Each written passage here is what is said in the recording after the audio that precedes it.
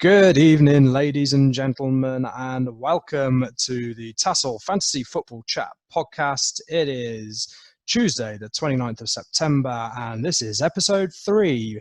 Vardy is better than VAR. Good evening, Rob. How are we doing?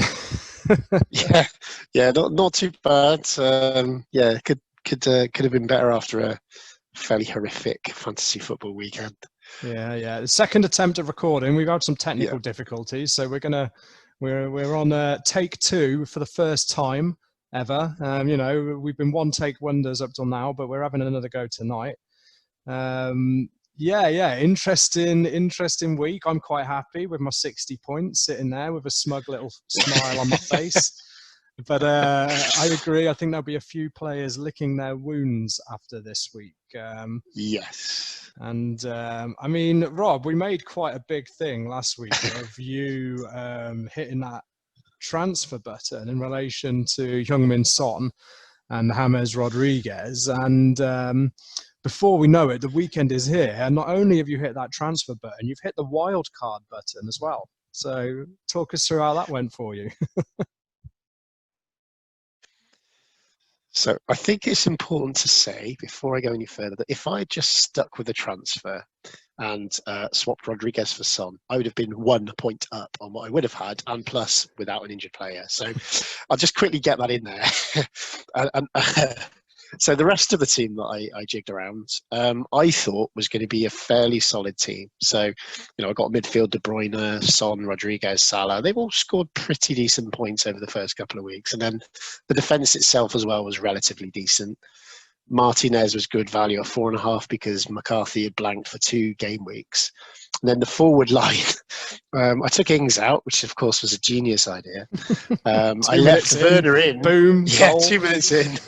So I left Werner in, which I don't know why I kept him in there, but I do know why, because he blanked for 2 game weeks. He had West Brom. West Brom are terrible. You're convinced that Werner's going to come good eventually, aren't you, Rob? You're convinced. Not anymore, no. And then Mitrovic. Well, of course, every time I put Mitrovic in, he's the reason. I think I said this on the first game week, the first one of these we did. I was pleased that he was actually in the championship, because it meant he was not an option anymore. But then Bamford's done well the first couple of weeks. So, but overall, I think I got 41 points, and Craig beat me by 10. So he's on the head-to-head. It's an interesting one, isn't it? Because the average Fernandes. game weeks were 43 points, and there must have been a lot of wild card playing managers that were in and around that score. Yeah, and Craig's. So, for instance, it was against Craig Fernandes, who had an absolute terrible game, but still came out with something like 12 points because he scored in, I think it was like next Thursday, he scored the goal. It kind of went on a bit, didn't it? Yeah. I wasn't sure whether that was going to be counted in the current game week or not, but we'll come on to Man United later. You must have been disappointed to see Son go off at half-time after you'd brought him back into your team. Yes, but I wasn't surprised, because by that point the week had taken such a turn. So, well, there we go then. And I think it was finally capped off with the City performance against Leicester. There were some more crazy going-ons in the Premier League this week. Lots of goals, lots of surprise results. You must have been disappointed with that -1 from Cody as well. Yeah, because he's been solid up until now. So he's quite consistent, isn't he? He is, yeah. And I thought, well, you want to get in the Wolves because they've got, in theory, had a good run of fixtures coming up. And in the end, absolutely spanked by West Ham. They got absolutely destroyed. Who we did say will pick up points somewhere. Turns out it was at home to Wolves.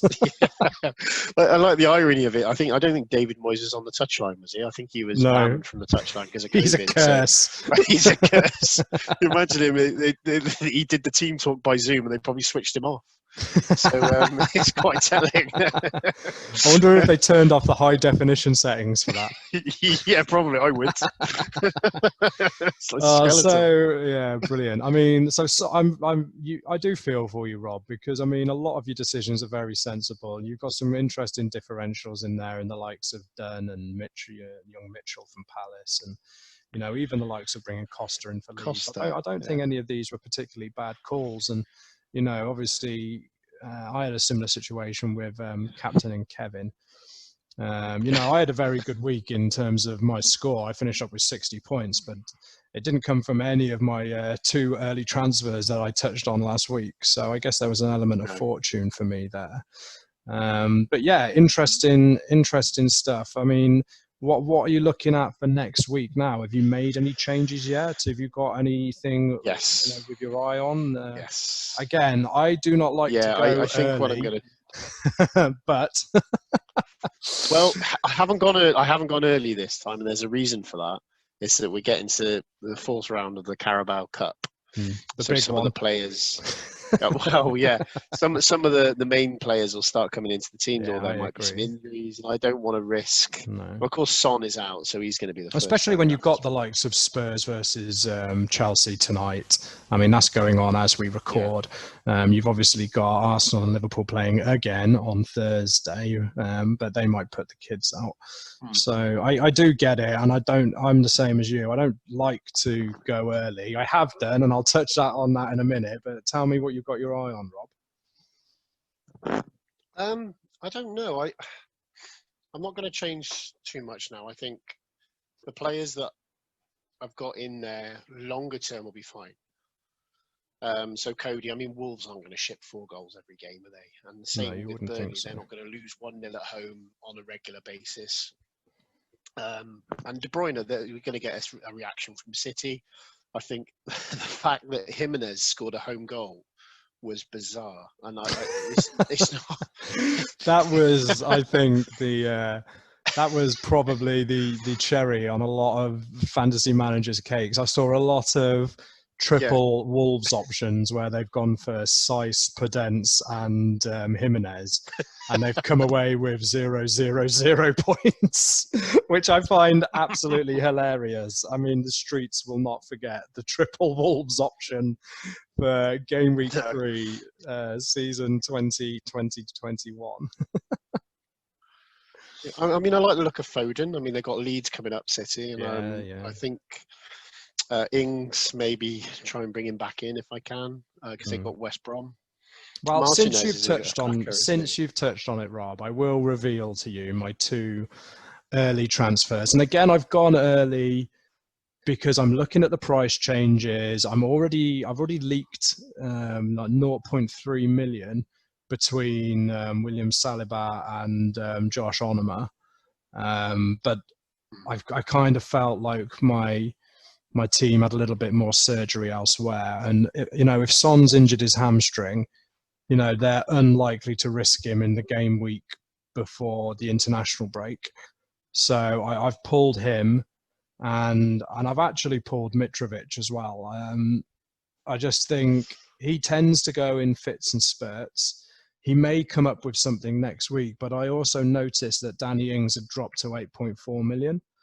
So I've bought Danny Ings in for Mitrovic, and for Heung-min Son, I've gone a little bit left field, and I've gone with Harvey Barnes for Leicester because I've been so impressed with Leicester so far, and Harvey Barnes seems to be coming on leaps and bounds, and I'll be really interested to see how he comes on in the next few games because, I mean, from an England point of view as well, especially when Gareth Southgate is coming out and talking about how we're missing a left-footed player or a player that plays from the left in that front 3 kind of thing, if one of our regular kind of attackers is maybe unavailable, as Rashford was, for example.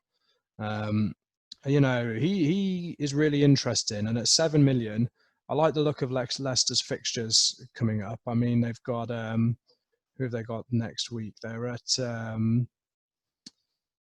that's it, they're at home to West Ham.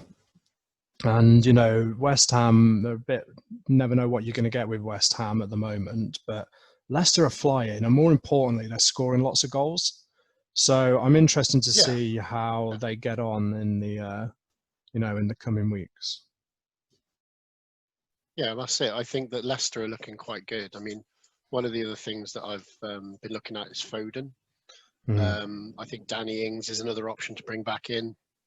I got Son out straight away. I'll be honest. I pulled him out straight away as soon as he got injured. You did Try you? and save because Yeah. because he was going to lose money straight away. So I've put Foden in the midfield, and like I said, they got Leeds. Leeds will be a handful for them, but it's whether You expect a reaction, don't you? You expect a there's got reaction to now be. after There's what got to be. happened at Otherwise, Leicester. especially as Liverpool are 3 points ahead now, there's got to be a reaction from them. The other one is keep Bamford in because Bamford is just value for money now. He's proven that he can score in this league. Absolutely, and I believe, unless I'm mistaken, in terms of value, in terms of points per million, Bamford is currently the highest or the best value in the game at the moment. So, it's a shrewd move. I mean, when you think that last season he got absolutely panned for the number of chances he had compared to the number of goals he got, and this season he seems to be in and around it. I mean, one of the things the commentators are saying is how involved he is in most of the forward play for Leeds, and he's very much in the link-up play as well. So he's not all about the goals, but he's started so well. I mean, he got that header against Sheffield United. It was Sheffield United, wasn't it? It was, yeah. Yeah, it was Sheffield United. Now Sheffield United are on a really bad run, aren't they? They are indeed. They are indeed. Obviously, they're still pointless at the moment. But I mean, I guess let's turn our attention to some of the fixtures that were played. And then the first game that kind of kicked off on Saturday was Brighton Man United. And I mean, what a crazy game. I mean, make no mistakes, history was made. Man United have become the first club to win a fixture after the game had finished. I mean, what an incredible series of events, more VAR drama. There's this, I mean, I've got to give a little shout out to Neil Maupay stepping up against Man United, giving it the Panenka, followed by the crying eyes Mbappe celebration. I'm like, oh, has this guy just signed a new 200 grand a week contract and are firing Brighton into the Champions League all of a sudden? The absolute cojones on him all of a sudden, as Troy Deeney would say, another one of your favourites, Rob. But I mean, what a mental game. What do you think about what happened there with the handball? Man United were convinced as soon as it happened. But I mean, I have to admit, I thought as soon as the whistle had gone, I'm like, well, that's it. I mean, do you think, I mean, we'll talk about the handball situation shortly, but in terms of the fact that the penalty was given after the game had finished, and technically with the new ridiculous handball rule that we're running with at the moment, it was the correct decision. Do you think they should have been? They did the right thing by restarting the game? No, I don't think they did. No, I think they did the wrong thing. No, I don't think they should have restarted it. The game was over, and I just think it's frustrating because. And let's make no mistakes here. It's clear. You support Liverpool, I support Arsenal, and it's clear when we talk about clubs like Manchester United and Chelsea and and Tottenham, where our allegiances lie. But this isn't a Liverpool Man United thing here. This isn't related to that. No, it's not. I just think it's bizarre. You can't have a game decided after the game. Which is why when they took the penalty, I get the argument that they're trying to make, but I also think it's Brighton outplayed Manchester United for big parts of the game, and they played really well. Yeah, and I don't think it's fair. Similar to with Brighton, similar to the Chelsea game where they came on the end of a 3-1 defeat in the end in game week 1, but we've seen Brighton perform. Despite the fact that they've only taken 4 points from the first 3 game weeks, there's a sign of progress there with Graham Potter and his team. And I think, with the likes of Maupay and, I mean, Trossard hit the bar, 4 times? I think Brighton hit the bar 5 times in the whole game, or the bar and post. I mean, that is another crazy stat. Young Tariq Lamptey looked amazing again, right wing back, and there's talk of Bayern Munich going after him already. So I think the managers are going to start taking Brighton seriously, perhaps after the international break, and seeing where they fit into their team. Yeah, unless, of course, that their confidence starts to get knocked from these kind of things. I mean, I think I said before that the only game I can watch in the Premier League and have absolutely no feelings with either way is when Man United play Chelsea. It's just absolute hatred for both of them. So it's like an equal measure. And so, but that doesn't come into it in this. And I really feel for Brighton because they did outplay them. They just, and to have the game taken away from them after it's finished, it's just poor. Yeah, and I mean, we touched on the handball. I mean, it's if I'm Morpay and I'm giving away that handball, I'm gutted.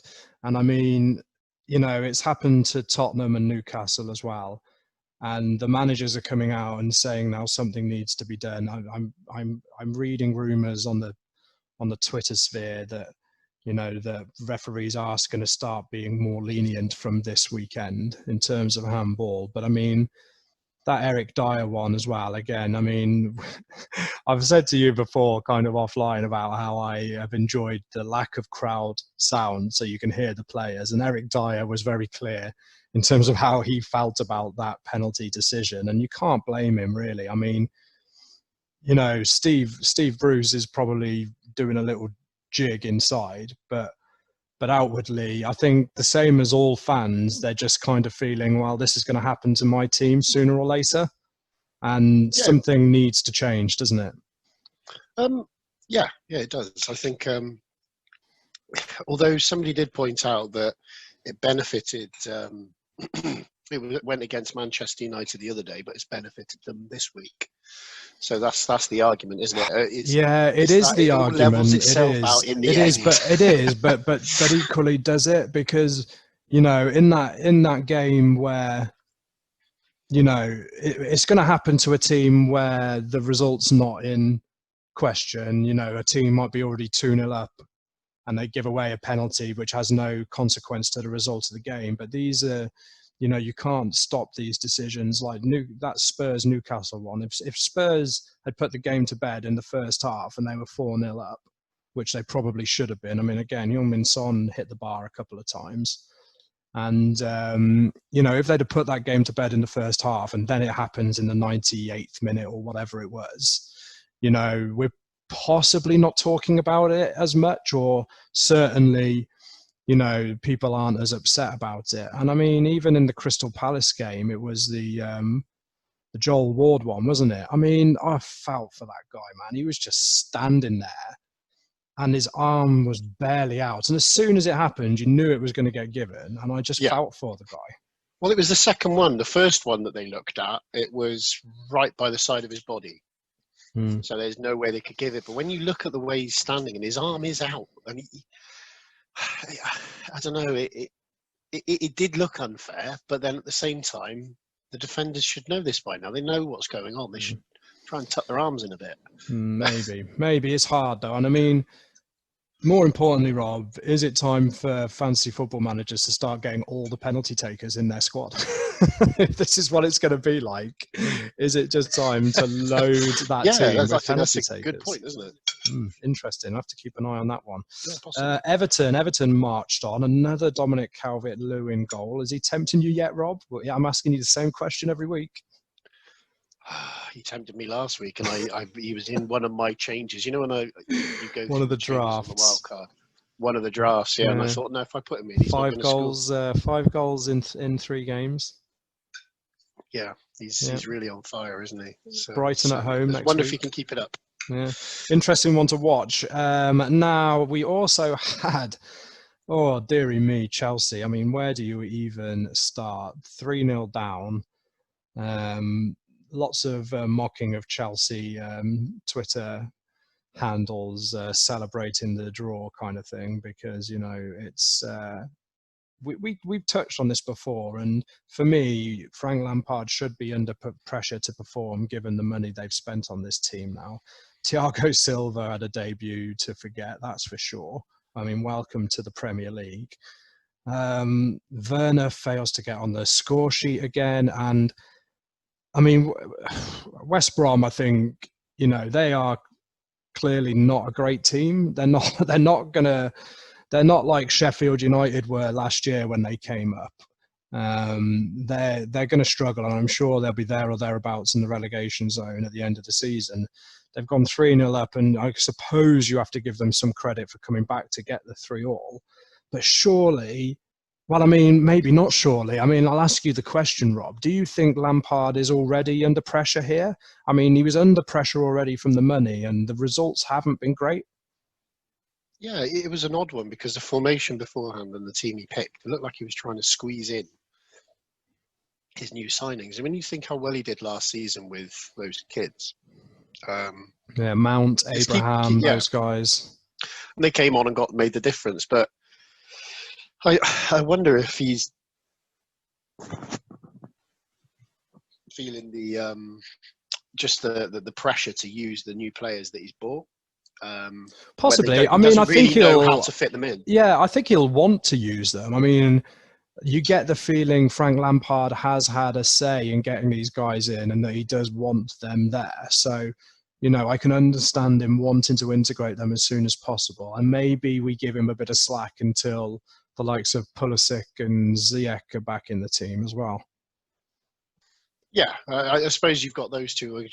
Pulisic had started to, towards the back end of last season, had started to really have an impact. And it's just amazing how quickly they fell apart when West Brom got at them. I mean, to go 3-0 down by half time was quite astounding. Yeah, and Werner again. A really, really fascinating result, actually. I mean, Havertz was very uninfluential once again. I mean, obviously he picked up a nice 1-2 assist for the Hudson-Odoi goal. But I mean, I'd be worried if I was a Chelsea fan. You know, they were lucky, like we've alluded to before, they were lucky in game week 1. I think Brighton were the better team in game week 1.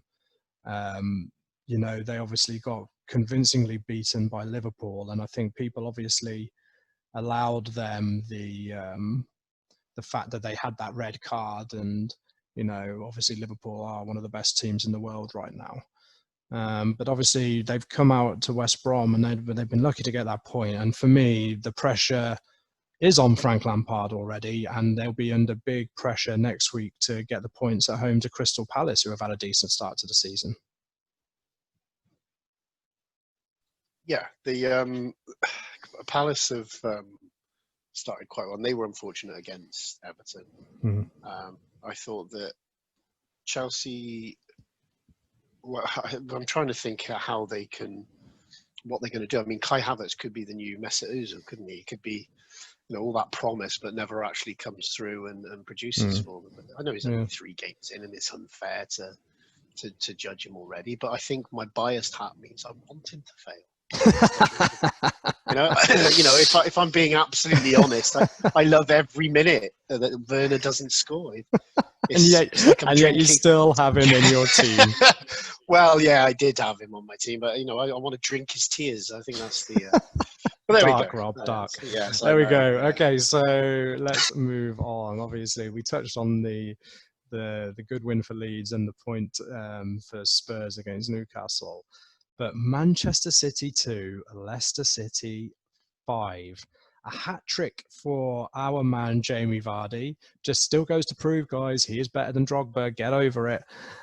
He's better than Drogba.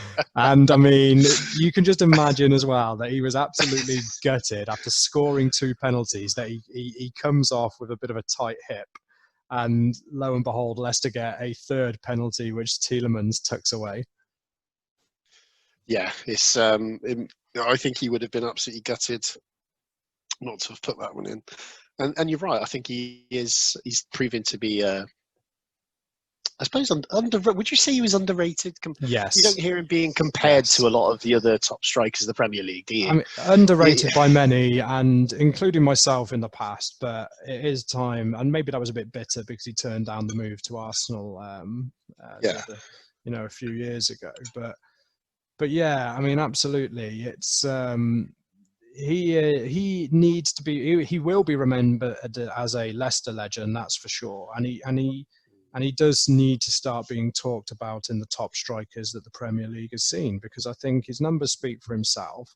I think people keep trying to use his age, but hey, Rob, as we've discussed, it's still we're being backed up every week. 30 is the new 20. It's these guys keep performing, and fair play to him. But I mean, equally, before I move on to Man City, an absolute screamer by James Maddison. He's going to be starting to start games coming back from his injury, and he'll be on the watch list for a few managers, I think. Yeah, definitely. It'd be interesting to see how, because Leicester dropped off quite badly last season, didn't they? Yeah. They didn't have a particularly good restart, but they seem to have started this season quite well. So it would be interesting to see where they finish, how they come back from the disappointment last year. It will indeed. Now, Manchester City, I am going to have a very quick mini rant here. And the rant is going to be directed at Pep Guardiola. Go for it. Come on. It's going to be directed at Pep Guardiola because for me, this is, aside from the team that he took over when he joined, I think this squad he's got at the moment is potentially the weakest in his tenure. And I believe that Pep should be made accountable for this. I think if you go through that team, they haven't replaced Leroy Sané. They've brought Torres in, and he's not at the same standard yet. He might be in the future, but he's not yet at the same standard as a fully fit and flying Leroy Sané.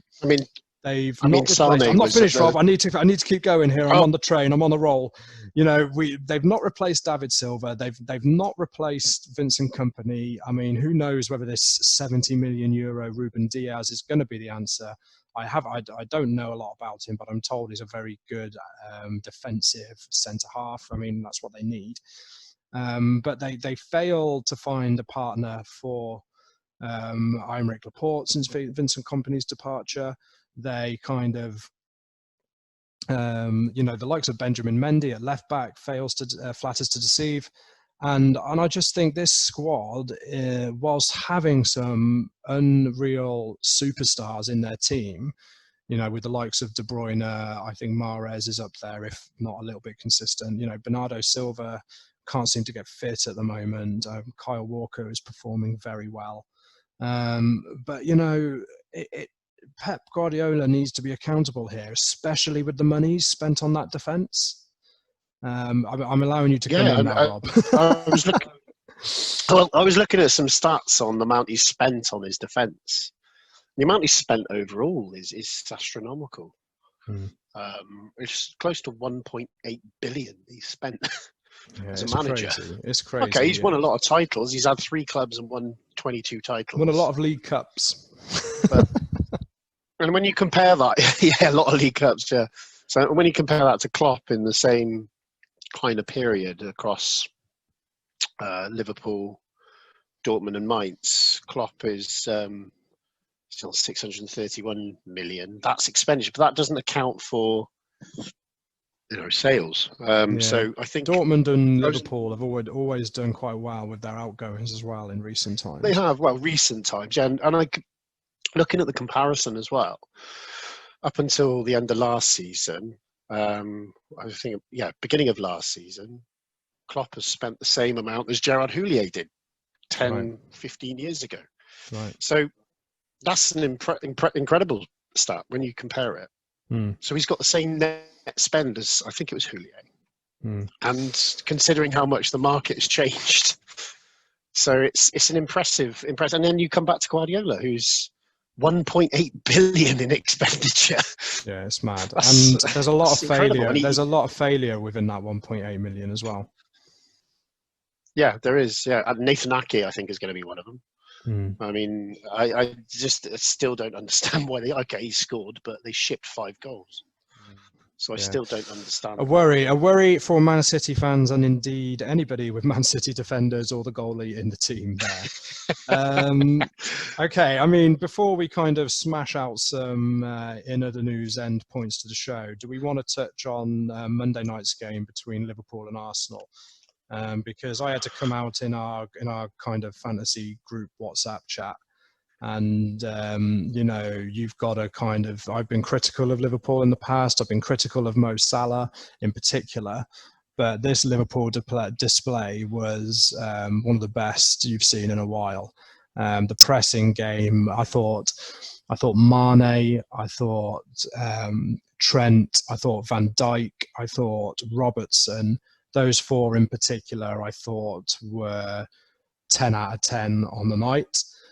I still think Mo Salah's average, but you've got to give Liverpool. You see, once you're pinned to the mast, you've got to keep going, Phil. So you're going to have to stick with that. It's the same with me and Werner now. Well, that's it now. I can't see it. Regardless of what happens, he has to fail. And it's the same with Salah. So regardless of what happens, he's now bang average for you. That's it, absolutely. Yeah, there and go. I mean, I'm being kind with bang average as well. But I mean, it was an incredible performance. He's not. Well, there we go. Live news. He's just scored against Tottenham.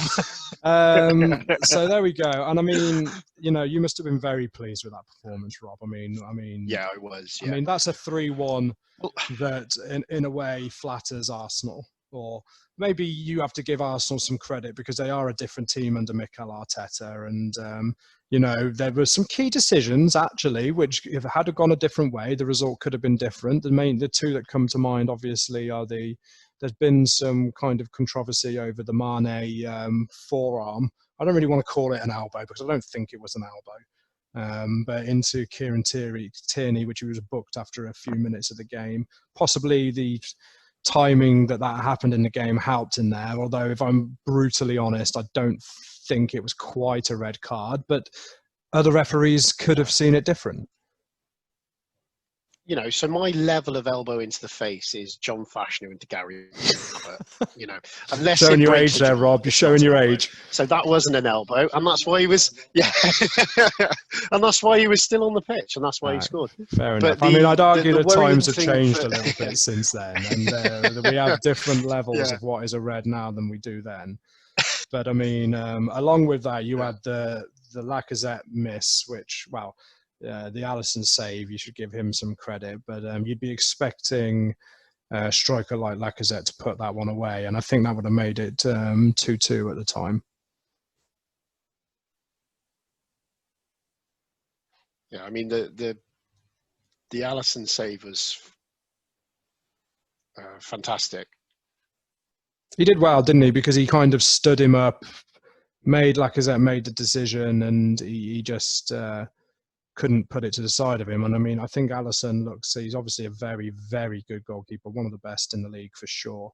And he made himself very big and made it difficult for Lacazette. But would that have made a difference? Probably not, let's be honest. But popping up at the end, Diogo Jota, the expensive bench warmer, as I thought he might be, came up with the goods. I mean, good for him.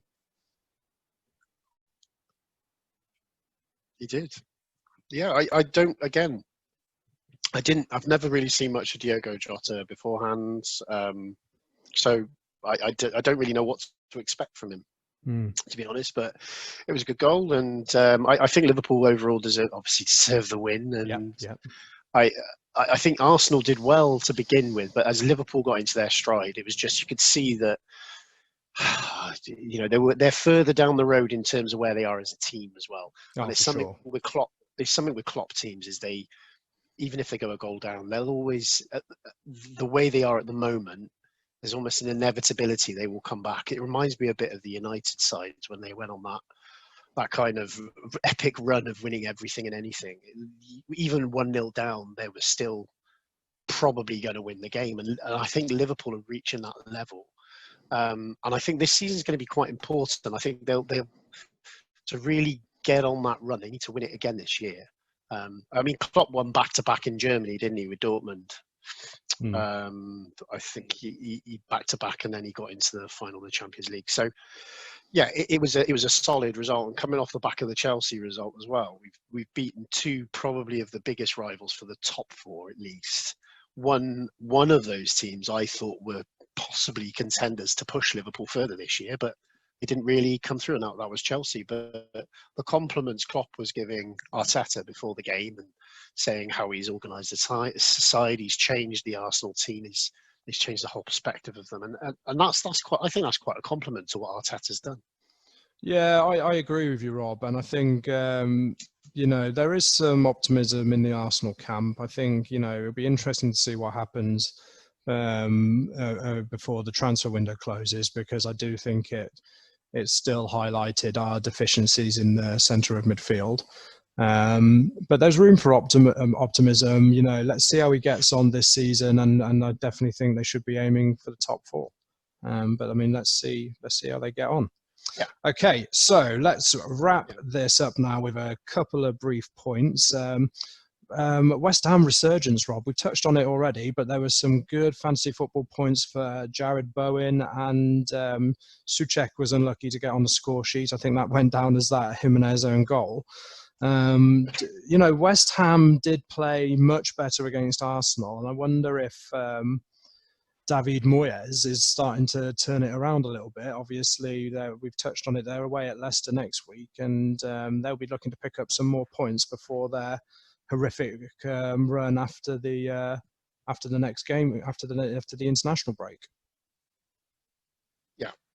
Yeah, I think that they really had to get a result against Chelsea. They really needed to get that result against Wolves, and they absolutely smashed them, didn't they? They did. Really surprising, and all those people who brought in 3 players from the Wolves side. I was almost one of them, but only brought in 1. But it's just it'd be interesting to see how we get on now with the next match. For sure. And Fulham, they faltered again. I mean, anybody conceding 3 goals to Aston Villa needs to have a long, hard look at their defence. But I mean, it just feels a bit like deja vu with them, doesn't it? I mean, it took them 18 games last time they were in the Premier League to record a clean sheet. And already it looks like it could be a similar story.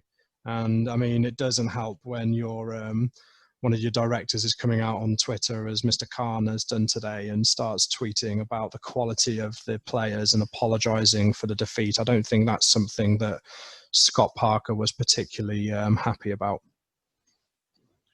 No, it's not, and it frustrates me when sides do what Fulham have done, because what's the point? They might as well have stayed in the Championship.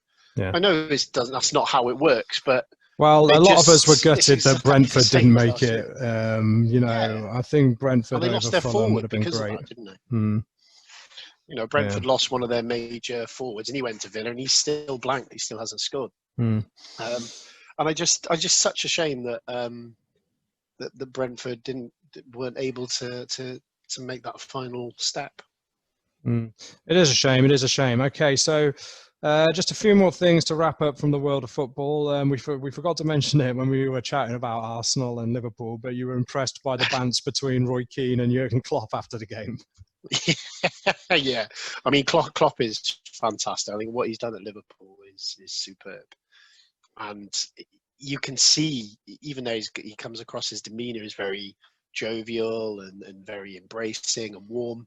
I tell you, he's just his reaction to Keane there. He's not afraid to stand his ground and stick up for himself. And you could see Keane kind of backtracked a little bit when he was called out on it.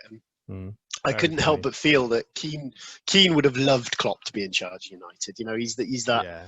Yeah. He would love someone like that to be there. The aggression that they play with in terms of not kicking people off the park, but just their pressing and the way they bully people almost into giving the ball away. It is an impressive sight when it's in full flight. Yeah, it is, and I think that the interaction between the two of them was actually quite funny if you get to see it. So Klopp was still quite pumped, obviously, by the end of the game. He was still he wanted to have a go at Keane, I think. So that was interesting. But, love that. Love a bit of Roy Keane and love a bit of Jurgen Klopp, I can't lie. Abroad, obviously, one of your old boys, Luis Suarez, joined Atletico Madrid, and Diego Costa was interviewed. Yes. Diego, do you like having Luis Suarez as your teammate? Diego Costa's reply, yes, I'm very happy. Now we have someone who bites and one who kicks and fights. Excellent reply, I think, there, and I don't think anyone can disagree with him there. No, it's yeah. I mean that side is gradually turning the forward line. They've got Costa, they've got Suarez now too. Probably the most awkward forwards you'd ever want to face. And it, yeah. Love that. I thought that was an excellent response. It was, yeah. We also had Inter Milan's president, Stephen Zhang. He was fined €8,000 this week for calling the Serie A president Alpino a clown. So there we go. Right. They've obviously got a bit of beef going on there, but loving the work. The most interesting one for me, go on, was Luis Suarez. When he apparently faked, he couldn't speak a word of Italian. He had to do did you see this in the press? Yeah. Couldn't get the passport. He couldn't get the passport. Yeah. So, yeah. There we are. And I thought you would like, I didn't mention this before, Rob, but I thought you would like to end the show by giving some props to Mr. James Milner, who made his 150th appearance for Liverpool against the win against Chelsea. Obviously, we missed that one last week, but I thought you'd just like to finish on that, and maybe he is a superb professional, isn't he? He is, and yeah. What a great signing on a free as well. His ability seems to get lost in all of this talk about him being a professional and being a hard worker. He's actually a really good footballer as well, because Klopp doesn't keep players around who can't play, and he's so versatile. Technically, he's very good, and you can see he doesn't give much away. He's reliable. I sometimes wonder when people say, "Oh, he's such a professional." Actually, he's a good footballer. He's a very good footballer. He's played for two fantastic sides: Man City, Liverpool, and before that, been at Newcastle and Leeds. So, I sometimes think his underrated. Oh, absolutely, yeah. Yeah, absolutely. Well, good on him for his ability. Yeah, good on him, and I think you raised some very good points there. So that's it. We've made it to the end. Thanks for listening, if indeed you still are. You've been listening to the TASL Fantasy Football Chat podcast, and we do want to let you know that please feel free to get in touch with us if there's anything you'd like us to discuss in the coming game weeks. We are very much open to suggestions. So drop us a comment in the YouTube, or obviously you can get in touch with me directly on Twitter at PJR Hawkins. Feel free to get in touch. We're happy to discuss anything that we've talked about on the show, and maybe we can include some topics in the next week. Drop us a like, drop us a share. Feel free to hit that subscribe button, and we'll be back same time next week for some Game Week 4 chat. Rob, it's been a pleasure. I'll see you then. Yep. Speak to you next week. Cheers. Bye.